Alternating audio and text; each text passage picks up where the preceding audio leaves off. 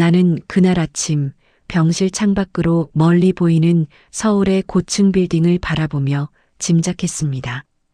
이곳의 고독은 돈으로도 가려지지 않는다는 것을요. 미숙 씨, 여기는 다른 병실과 달라요. 회장님은 가족이 자주 오시니 신경 쓸 일이 많을 겁니다. 특히 회장님 아드님이 오시면 조금 조심하셔야 할 거예요. 간호팀장의 귀띔은 나를 더욱 초조하게 만들었습니다. 대한민국 최고의 제약회사라는 선우그룹의 박선우 회장은 뇌졸중으로 쓰러져 입원한 지 2달. 그의 병실은 15평짜리 스위트룸이었지만 그 안의 공기는 마치 30년 된 냉장고처럼 차고 건조했습니다. 내가 이 병실에 배치된 것은 지극히 개인적인 이유 때문이었습니다. 대학생 아들 학자금 빚 때문이었지요. 나는 평생 남의 집 설거지와 간병으로 살아왔습니다. 52년 인생, 딱히 내세울 것 없는 투박한 손이지만 이 손에 주어진 임무는 이 노인을 편안하게 모시는 것, 그것 하나였습니다. 하지만 나는 처음부터 알았습니다. 이 집은 병보다 돈 때문에 앓고 있다는 것을요. 안녕하세요, 여러분.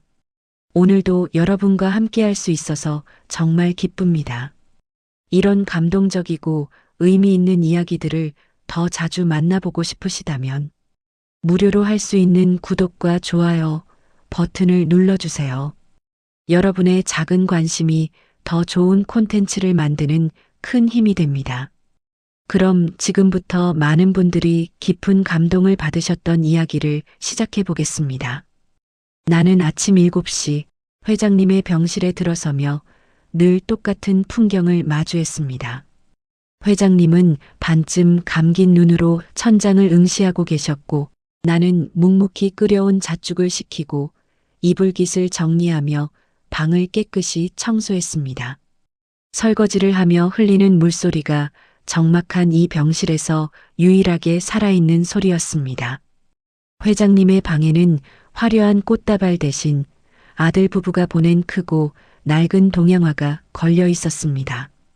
텅 빈 공간을 채우기 위한 장식처럼 보였는데 나는 그 그림을 닦을 때마다 이상한 기분이 들었습니다. 마치 그 그림 뒤에 이 가족의 오래된 냉기가 숨겨져 있는 것만 같았습니다. 회장님, 목마르시죠? 물 좀 드세요. 내가 조심스럽게 빨대를 대어드려도 회장님은 미동도 없었습니다.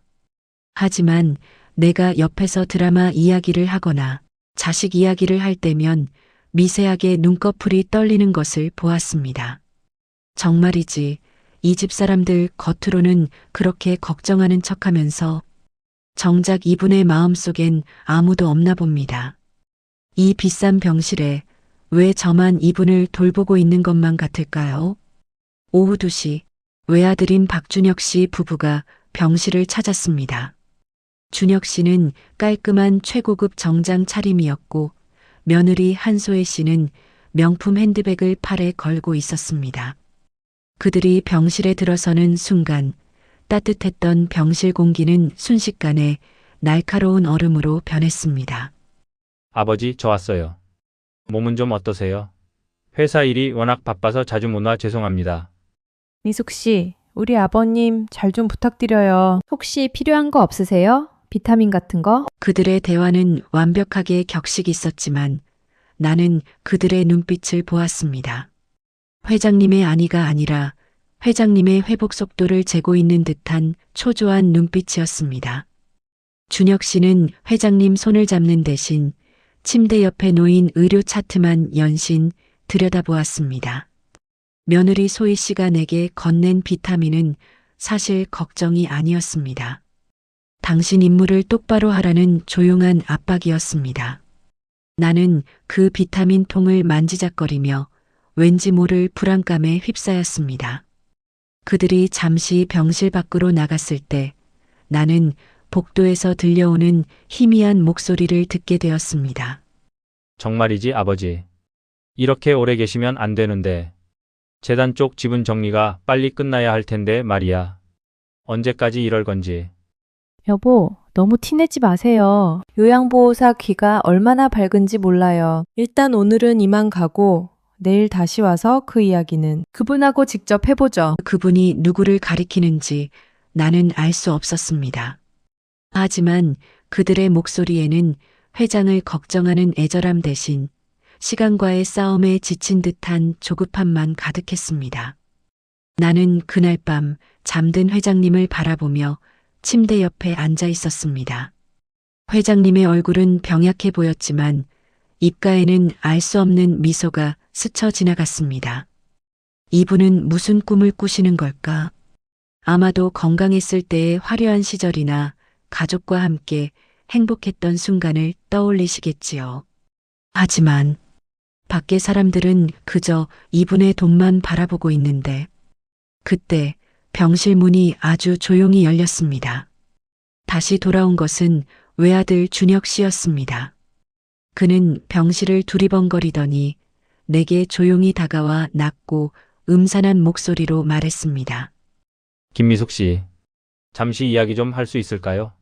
아버지의 고통을 덜어줄 수 있는 아주 중요한 일입니다. 당신 인생을 바꿀 수도 있는 일이 될 겁니다. 그의 손에는 내 평생 만져보지도 못한 두툼한 현금 뭉치가 들려 있었습니다. 나는 숨을 멈췄습니다. 그 돈은 내 아들의 학자금 전부를 갚고도 남을 만큼 엄청난 액수였습니다. 그리고 나는 직감했습니다. 이 거래는 단순한 간병이 아닐 것이며 이 돈은 나를 죄인으로 만들 검은 돈이라는 것을요. 나는 그 밤 회장님의 침대 옆에서 재벌 3세가 던진 위험한 유혹과 평생 지켜온 나의 양심이라는 두 개의 거대한 산 앞에서 홀로 서게 되었습니다.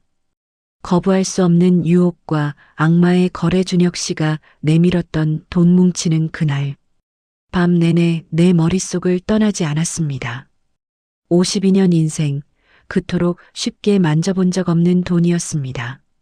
저 돈이면 우리 아들 당장 휴학하지 않아도 되는데, 저 돈이면 내 평생의 짐이 사라질 텐데.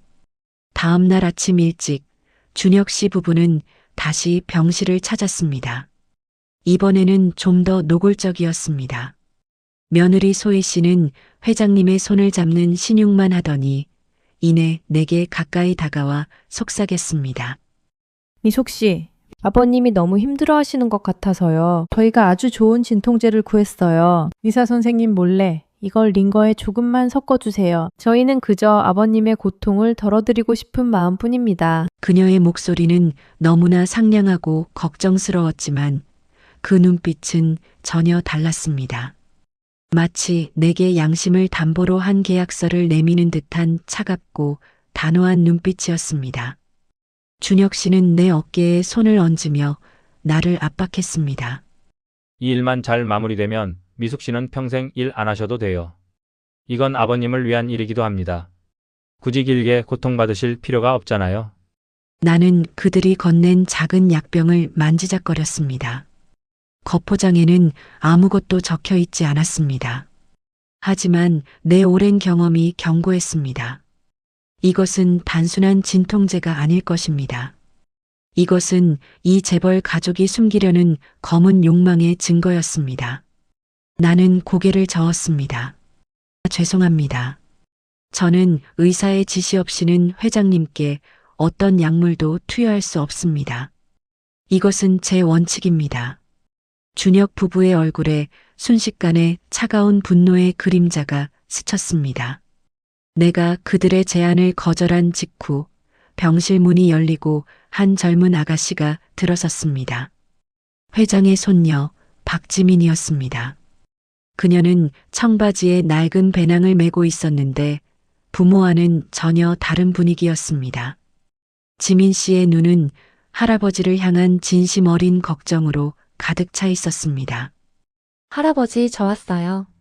학교에서 기말고사 끝나자마자 달려왔어요. 지민 씨는 회장님의 손을 조심스럽게 잡았고 회장님의 눈가에서 아주 미세한 물기가 감지되었습니다. 나는 그제야 이 차가운 재벌가 안에도 진정한 온기가 남아있음을 보았습니다.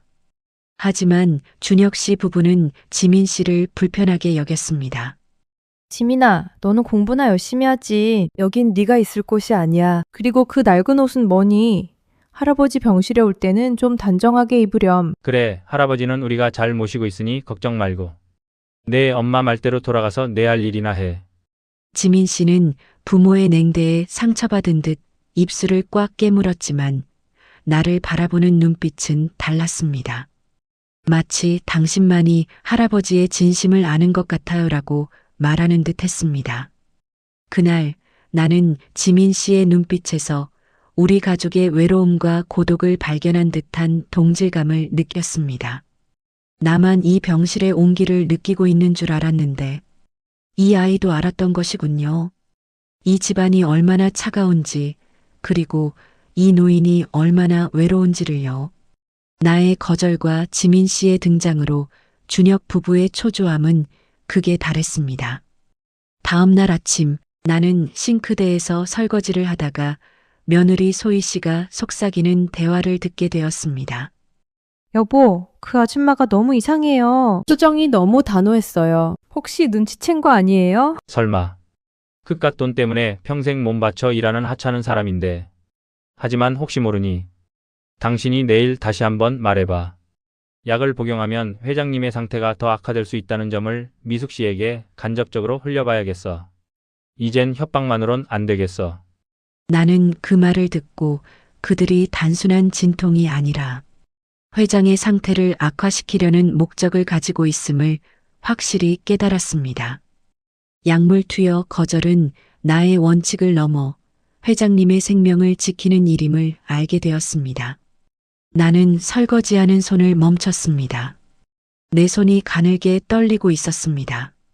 이 사람들이 나를 어디까지 시험할 작정인가? 내 양심을 팔아서 얻는 돈이 내 아들의 학자금보다 더 무서운 짐이 될 것 같았습니다. 내 아이에게 죄 지은 돈을 물려줄 순 없었습니다. 그날 저녁 미숙은 퇴근하는 준혁 씨를 마주쳤습니다. 준혁 씨는 미숙의 손목을 강하게 잡으며 노골적으로 협박했습니다. 김미숙 씨. 내일 다시 이야기합시다. 명심해요. 당신의 아들은 아직 대학생이고 세상은 돈 없는 사람에게 그리 호락호락하지 않다는 것을. 나는 그 순간 깨달았습니다. 그들이 노리는 것은 회장님의 목숨만이 아니었습니다. 내 가족의 약점을 이용하여 나를 파멸시키려 하는 악마의 거래라는 것을요. 나는 몸은 떨렸지만 눈빛은 흔들리지 않았습니다. 그날 밤 회장님은 깊은 잠에 빠지지 못하고 계속해서 몸을 뒤척였습니다. 나는 회장님의 이마를 닦아주었습니다. 그때 회장님이 웅얼거리는 목소리가 내 귀에 들려왔습니다. 아니다. 준혁아. 아들아. 다들 내 돈만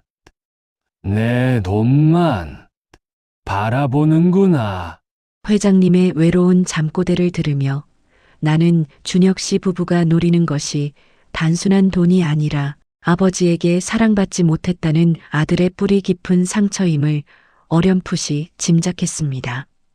나는 다음 날 준혁 부부의 압박이 더 심해지기 전에 이 상황을 어떻게든 해결하거나 나 자신을 지키기 위한 결심을 해야 했습니다. 이 외로운 노인의 마지막을 돈에 눈이 먼 가족들에게 맡겨서는 안 된다는 강렬한 사명감이 내 안에 피어오르기 시작했습니다.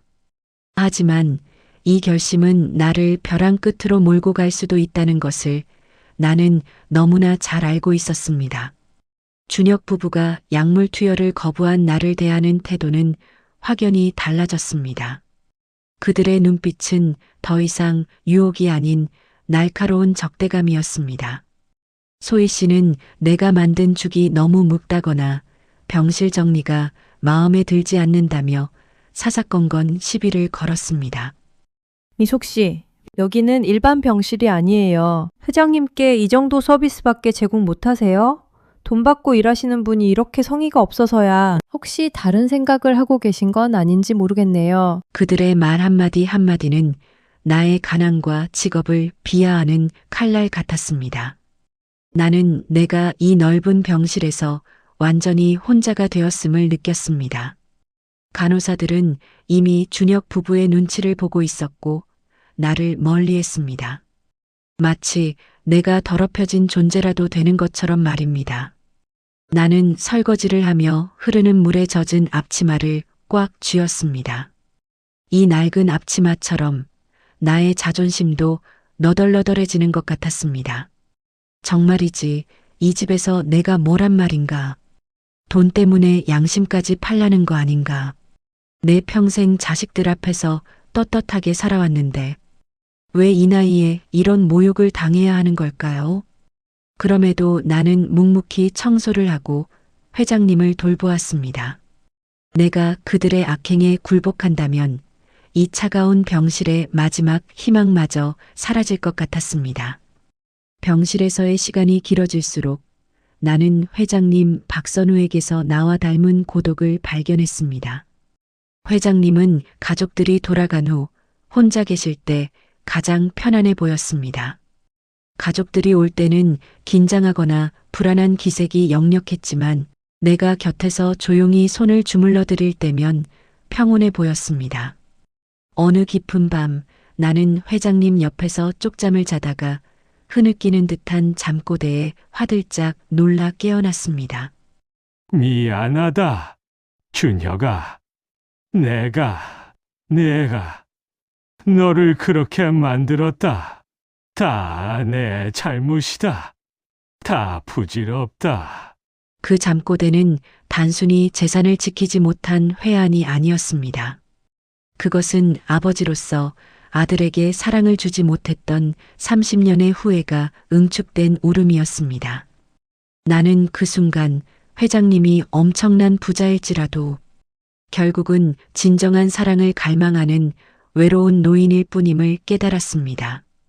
그의 고독은 평생 남의 집을 전전하며 가족 걱정에 홀로 눈물 흘렸던 나의 고독과 겹쳐 보였습니다. 저분도 결국 나처럼 외로운 분이었구나. 돈은 저렇게 많으면서 가족의 사랑 한 조각이 없어 이렇게 아파하는구나. 나는 돈이 없어도 자식들의 사랑은 받는데. 그날 새벽 나는 침대에 앉아 결심을 굳혔습니다.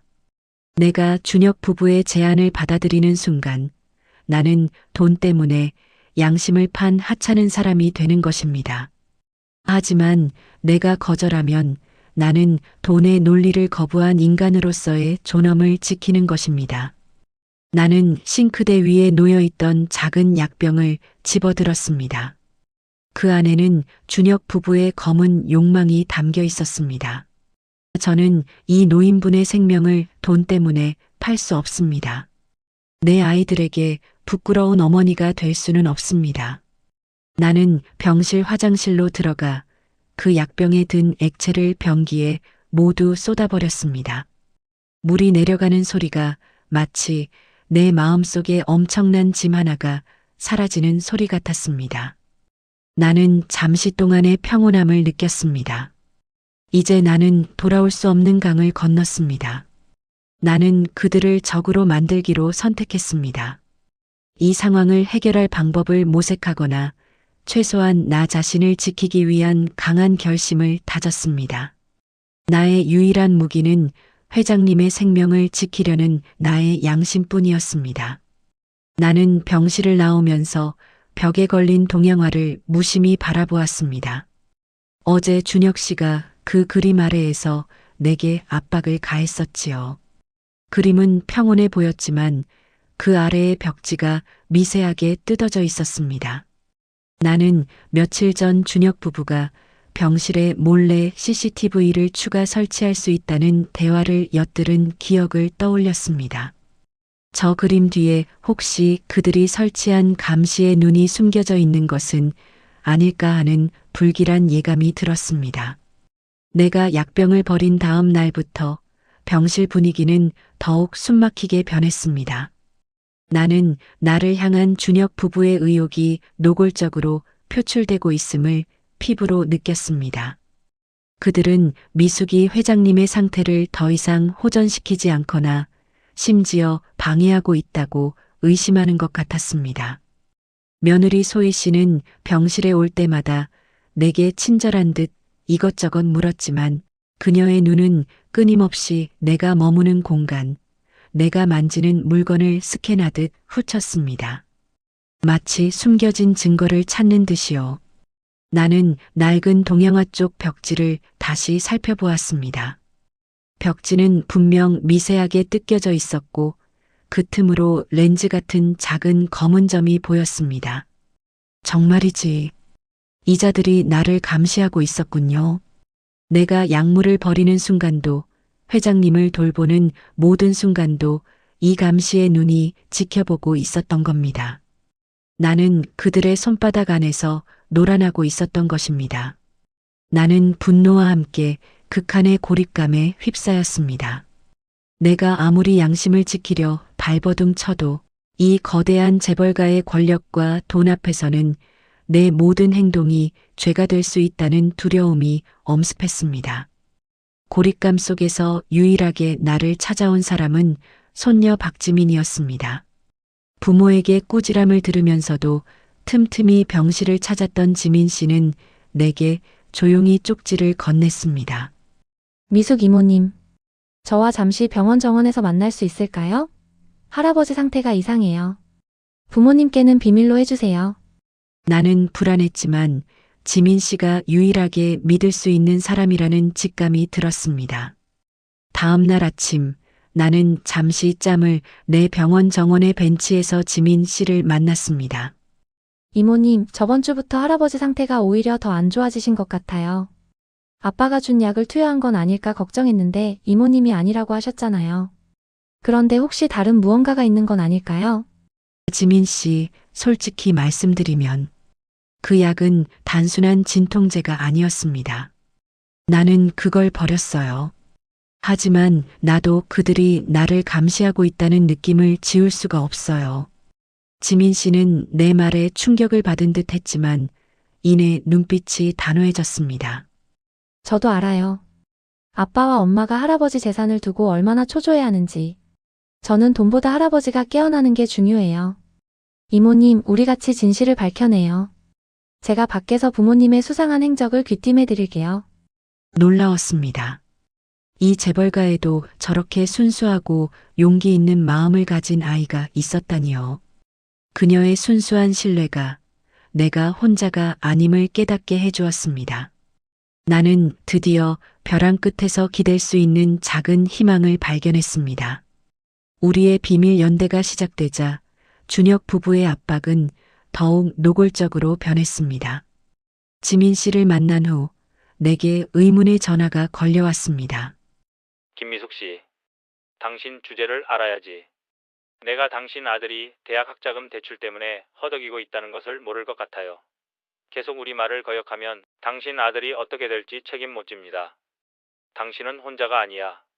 나는 그 순간 숨이 멎는 것 같았습니다. 그들이 내 아들의 약점까지 파고들었음에 극심한 공포를 느꼈습니다. 자식 걱정은 평생 가족을 위해 헌신한 여성에게 가장 치명적인 약점이었으니까요. 나는 전화기 앞에서 손이 부들부들 떨렸습니다. 하지만 동시에 나는 더 이상 물러설 곳이 없다는 강한 반격의 의지를 다졌습니다. 이제 나의 싸움은 나 혼자만의 양심을 지키는 싸움이 아니라 내 아들과 가족의 안전을 지키는 사투가 되었습니다. 박준혁 씨, 내 아들은 건드리지 마세요. 나는 회장님을 반드시 지킬 겁니다. 당신들의 계획은 절대 성공하지 못할 겁니다. 나는 결심했습니다. 감시를 피하기 위해 준혁 부부가 병실을 비운 사이 나는 조심스럽게 회장의 침대 맡을 정리했습니다. 병실을 감시하는 CCTV를 알면서도 나는 왠지 모를 불안감에 회장의 서재 열쇠가 숨겨져 있을 만한 곳을 뒤지기 시작했습니다. 회장님의 낡은 성경책 뒤에서 오래된 작은 열쇠 하나를 발견했습니다. 그리고 그 열쇠는 이 병실을 넘어 선우그룹의 가장 깊고 오래된 비밀이 잠들어 있는 곳으로 나를 이끌 것만 같았습니다. 나는 지민 씨의 정보와 용기를 얻어 회장님의 개인 서재에 잠입하기로 결심했습니다. 회장님의 성경책 뒤에서 발견했던 오래된 작은 열쇠를 손에 쥐었습니다. 그 열쇠는 묵직했지만 내 마음을 짓누르는 죄책감은 그보다 훨씬 무거웠습니다. 남의 은밀한 공간에 침입하는 것은 평생 정직하게 살아온 나에게는 쉬운 일이 아니었습니다. 회장님의 집은 병원에서 멀리 떨어진 곳에 있었습니다. 나는 준혁 부부가 해외 출장으로 병실을 비운 틈을 타 지민 씨가 알려준 비밀, 동선을 따라 회장님 댁 서재로 향했습니다. 서재의 육중한 문을 열고 들어서는 순간 오래된 종이 냄새와 함께 짙은 고독의 공기가 나를 덮쳤습니다. 서재는 박물관처럼 완벽하게 정돈되어 있었지만 어딘가 생기가 없었습니다. 책장에는 경영 서적과 법전이 가득했지만 가족 사진이나 온기가 느껴지는 물건은 거의 없었습니다. 마치 성공만을 위해 달려온 한 남자의 차가운 역사를 그대로 보여주는 듯 했습니다. 나는 책상을 조심스럽게 살폈습니다. 서류 더미 속 가장 깊숙한 곳에서 낡은 가죽 표지의 일기장을 발견했습니다. 표지는 세월의 흔적으로 반질반질했습니다. 나는 손이 떨려 첫 장을 펼쳤습니다. 글씨는 회장님의 것이 분명했지만 병실에서 보았던 냉철한 사업가의 모습과는 달랐습니다. 그 안에는 30년 전부터 기록된 아들 준혁에 대한 회장님의 솔직한 감정이 담겨 있었습니다. 오늘 준혁이가 학교에서 상을 받아왔다. 하지만 내가 바라는 것은 이런 자잘한 상이 아니다. 회사를 이어받으려면 더 강해져야 한다. 잘했다는 말 대신 겨우 이 정도냐고 다그쳤다. 준혁이의 눈빛이 흔들리는 것을 보았지만 아버지가 약해 보이는 것은 용납할 수 없다. 준혁이가 내게 반항하기 시작했다. 아버지에게는 돈 말고 중요한 것은 없다고 소리치더라. 가슴이 찢어지는 듯했다. 나는 그저 녀석을 강하게 키우고 싶었을 뿐인데 녀석은 나를 돈만 아는 괴물로 생각하는 것 같다. 후회된다. 하지만 이제 와서 사랑한다 말할 용기가 나지 않는다. 이미 너무 늦어버렸다. 아, 준혁 씨의 탐욕이 단순한 욕심이 아니었군요. 아버지에게 사랑받지 못했다는 어린 아들의 상처가 오랜 세월 골마 터진 것이었습니다. 회장님 역시 아들을 사랑했지만 그릇된 방식으로 사랑을 표현한 서툰 아버지였을 뿐. 나는 이 재벌가의 비극적인 갈등이 돈이 아닌 표현되지 못한 가족 간의 진실한 마음 때문에 시작되었음을 깨달았습니다. 회장님은 병상에서도 아들을 걱정하며 화해를 원했지만 이미 관계는 돌이킬 수 없을 만큼 틀어져 버린 것입니다. 이 일기장은 회장님의 마지막 고백과 같았습니다. 나는 일기장을 덮고 깊은 한숨을 내쉬었습니다. 진실을 알고 나니 준혁 부부의 행동에 대한 단순한 분노가 아닌 복합적인 연민과 슬픔이 밀려왔습니다. 그들 역시 아버지의 냉대라는 보이지 않는 상처의 피해자였으니까요. 하지만 그 연민은 잠시뿐이었습니다. 그 상처가 다른 사람의 생명을 위협하고 나의 가족까지 끌어들이려는 악행을 정당화할 수는 없었습니다. 상처를 받았다고 해서 남에게 상처를 주는 것이 정당화될 순 없습니다. 나는 이 비극을 끝내야 합니다. 이 노인의 마지막을 지켜드려야 합니다. 나는 일기장의 내용을 카메라로 모두 찍고 서재를 빠져나왔습니다. 이제 나의 손에는 준혁 부부의 악행을 입증할 증거와 이 가족의 비극을 끝낼 진실이 모두 담겨 있었습니다. 나는 병실로 돌아왔지만 불안함을 감출 수 없었습니다. 내가 집을 비운 사이 준혁 부부가 나에 대한 의혹을 더욱 확신했을지도 모른다는 생각 때문이었습니다. 그날 밤 나는 지민 씨에게 급히 문자를 보냈습니다. 진실을 알았다. 하지만 일이 커지기 전에 빨리 손을 써야 한다. 일기장을 통해 진실을 알게 된 기쁨은 오래가지 못했습니다. 내가 회장의 서재에 다녀온 것을 눈치챈 준혁 부부가 최후의 수단을 꺼내 들었기 때문입니다. 그날 저녁 준혁 씨는 내게 한 통의 문자를 보냈습니다. 내 아들의 대학 등록금 고지서 사진과 함께 짧은 협박 문구가 담겨 있었습니다. 김미숙 씨, 당신 아들은 곧 휴학해야 할 처지더군. 당신이 우리에게 협조하면 이 모든 문제는 깨끗이 해결됩니다. 당신의 정의보다 가족의 미래가 더 중요하지 않습니까? 내일 아침까지 결정하세요. 나는 그 문자를 보는 순간 온몸의 피가 식는 것 같았습니다. 내 가장 약한 고리를 잡고 흔드는 그들의 잔인함에 나는 분노할 힘조차 없었습니다. 평생 남의 집을 쓸고 닦아 모았던 나의 모든 노력이 한순간에 그들의 더러운 돈과 맞바꿔야 할 처지에 놓인 것입니다. 어머니의 삶이란 무엇인가? 나 하나 희생해서 내 자식이 고통받지 않을 수 있다면 나는 기꺼이 악마와 손을 잡아야 하는 것일까요? 내 양심을 지키는 것이 내 아들에게 짐을 지우는 이기적인 행동은 아닐까요?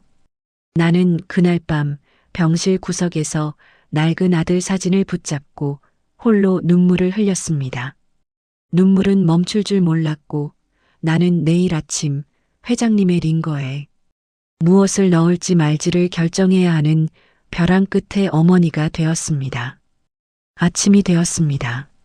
나는 눈이 퉁퉁 부은 채 회장님 병실로 향했습니다. 며칠 전 버렸던 약을 다시 구해야 할까? 아니면 이대로 버틸까? 머릿속이 새하얘졌습니다. 병실에 들어서자 준혁 부부가 이미 와 있었습니다. 그들의 눈빛은 승리를 확신하는 듯한 오만함으로 가득 차 있었습니다. 미숙 씨, 오늘 아침 저희가 원하는 대로 해주실 거죠? 현명한 선택을 기대합니다. 나는 고개를 숙인 채 회장님의 침대 옆에 섰습니다. 그들의 요구대로 회장님의 링거줄을 만지기 위해 손을 뻗었습니다. 나의 손은 떨렸고 눈물은 쏟아져 내릴 것 같았습니다. 차마 회장님의 얼굴을 볼 수가 없었습니다. 그때 회장님의 미약한 손이 나의 떨리는 손을 감싸쥐었습니다. 깜짝 놀라 고개를 들자 회장님의 눈가에 맑은 눈물이 맺혀 있었습니다. 회장님은 나를 지그시 바라보며 아주 작고 떨리는 목소리로 속삭였습니다. 고맙소, 미숙 씨. 당신은 내가 평생 잃어버렸던 것을 지켜주었소. 아, 회장님은 알고 계셨던 것입니다. 내가 그들의 악행을 거부하고 당신을 지키려 했다는 것을요. 이 노인의 진심 어린 감사 한마디가 내가 평생 벌어온 돈보다 내 아들의 학자금보다 훨씬 값진 나의 삶의 보상임을 깨달았습니다. 그 순간 내 모든 두려움이 사라졌습니다.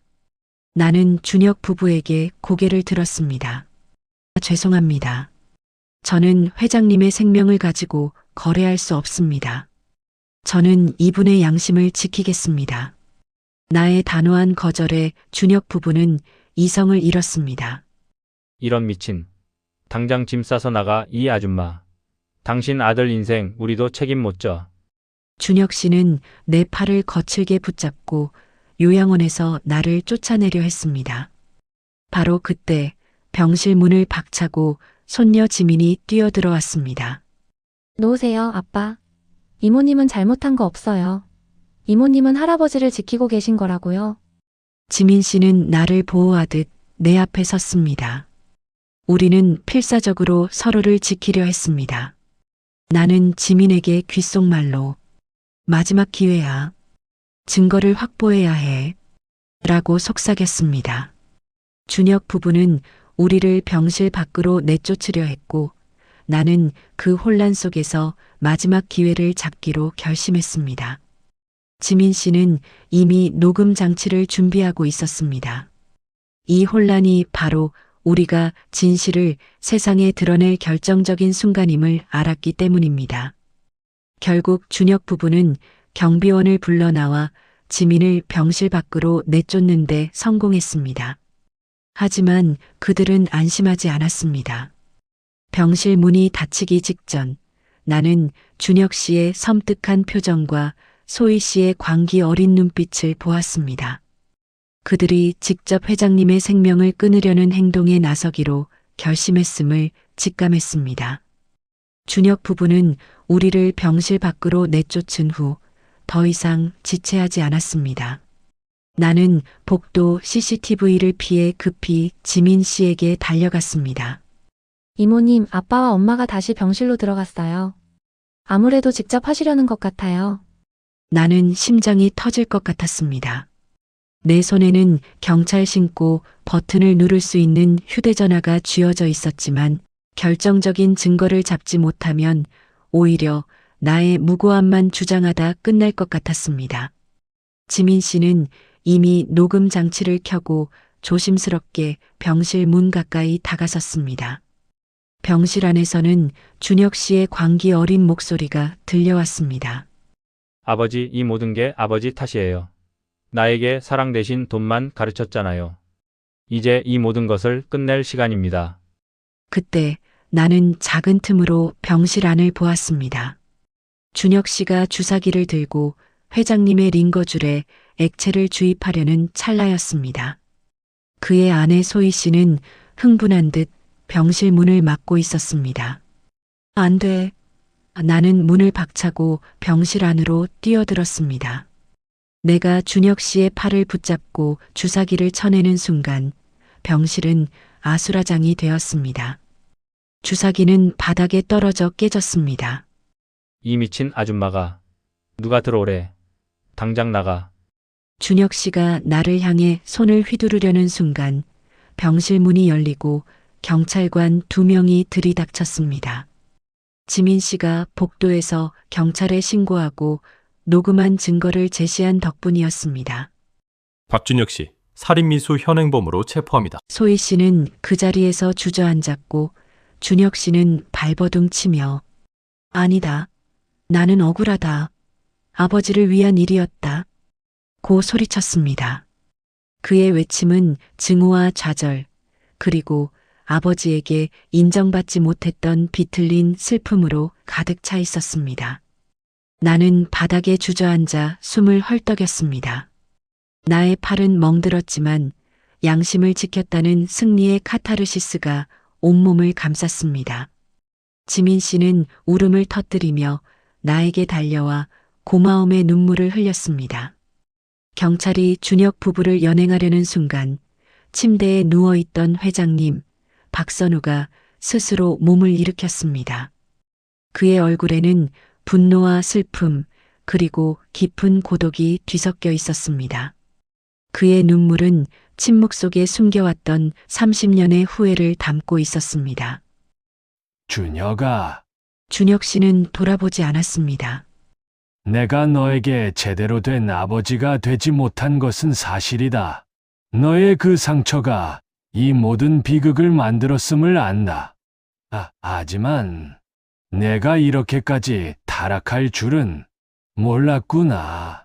그것은 아버지의 마지막 고백이자 아들의 악행에 대한 최종적인 단죄였습니다. 준혁 씨는 그제야 고개를 돌려 아버지를 바라보았습니다.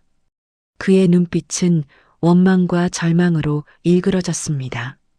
경찰은 준혁 부부를 병실 밖으로 끌고 나갔고 병실에는 무거운 침묵과 회장님의 흐느낌만 남았습니다. 나는 회장님 곁으로 다가갔습니다. 회장님은 나의 손을 잡고 눈물을 흘리셨습니다. 미숙 씨, 고맙소. 당신이 내게 마지막 인간의 존엄을 지켜주었소. 나는 그 순간 내가 평생 가족을 위해 헌신하며 쌓아온 정직함의 가치가 이 거대한 재벌가 내에서도 가장 빛나는 진정한 보물이었음을 깨달았습니다.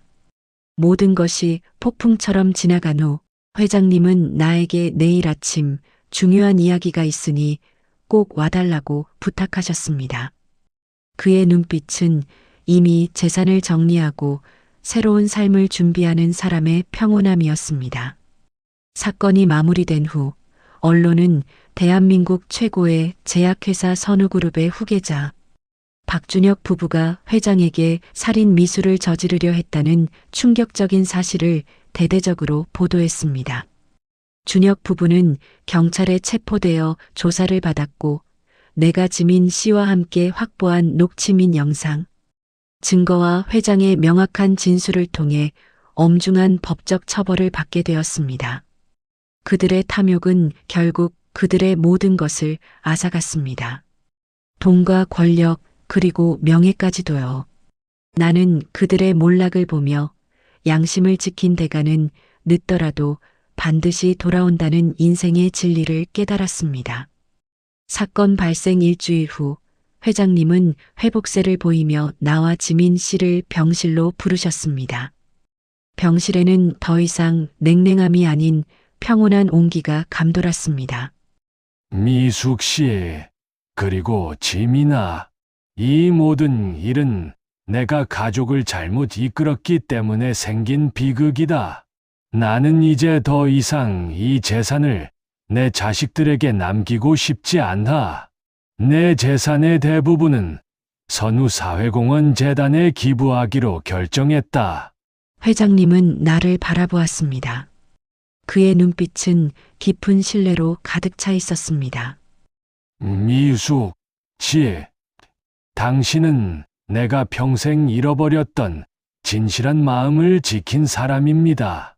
당신이 그 재단의 이사직을 맡아 어려운 이들을 돕는 일을 해 주셨으면 좋겠소. 당신이야말로 그 일을 맡을 자격이 있는 사람입니다. 나는 그 말을 듣고 숨이 턱 막혔습니다. 요양보호사로 평생을 살아온 나에게 재벌 그룹 재단의 이사직이라니요. 그것은 돈을 넘어선 나의 삶 전체에 대한 존중과 인정이었습니다. 나는 눈물을 흘리며 말을 잇지 못했습니다.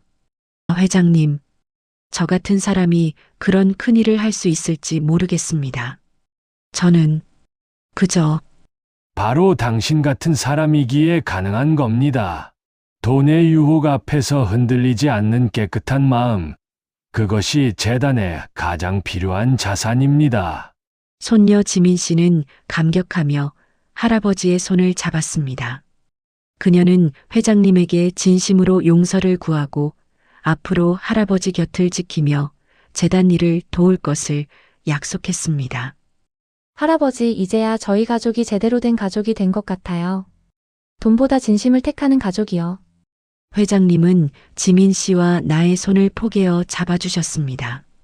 나에게는 평생의 짐이었던 아들의 학자금 문제가 해결되었을 뿐만 아니라 사회에 기여할 수 있는 새로운 삶의 의미가 주어졌습니다. 나는 이 병실에 돈 때문에 들어왔지만 결국 돈보다 귀한 것을 얻어나갑니다. 그것은 나의 양심을 지킨 보상이자 인간적인 존엄의 회복이었습니다. 시간이 흘렀습니다. 김미숙은 선우사회공헌 재단 이사로서 어려운 이웃을 돕는 일에 헌신했습니다. 그녀의 아들은 학업을 무사히 마치고 어머니의 자랑스러운 변화를 응원했습니다. 나는 여전히 요양원에 계신 박선우 회장님을 찾아갔습니다. 회장님은 병상에서 일어나 휠체어에 앉아 창밖을 바라보고 계셨습니다. 회장님의 손에는 낡은 사진이 들려 있었습니다. 바로 서재에서 발견했던 30년 전 아들 준혁의 어릴 적 사진이었습니다. 회장님은 아들을 원망하는 대신 이제야 비로소 아버지로서의 사랑을 내려놓고 평온한 미소를 짓고 계셨습니다. 나는 회장님 곁에 조용히 섰습니다. 회장님은 평생을 걸쳐 잃어버렸던 가족의 진실한 마음을 미숙과 지민을 통해 되찾으셨습니다. 나는 그 평화로운 모습을 뒤로하고 힘찬 발걸음으로 병실을 나섰습니다. 재벌의 돈은 결국 인간의 탐욕을 증명했지만 요양보호사 김미숙의 낡은 양심은 인간의 가장 고귀한 가치를 증명했습니다. 나의 새로운 삶은 이제 막 시작된 것입니다. 여러분, 오늘 이야기는 어떠셨나요? 괜찮으셨다면 구독과 좋아요 꼭 눌러주세요. 댓글로 어디서 시청하고 계신지 의견과 함께 남겨주시고 다음에도 재미있는 사연으로 찾아뵙겠습니다. 건강하시고 항상 행복하세요.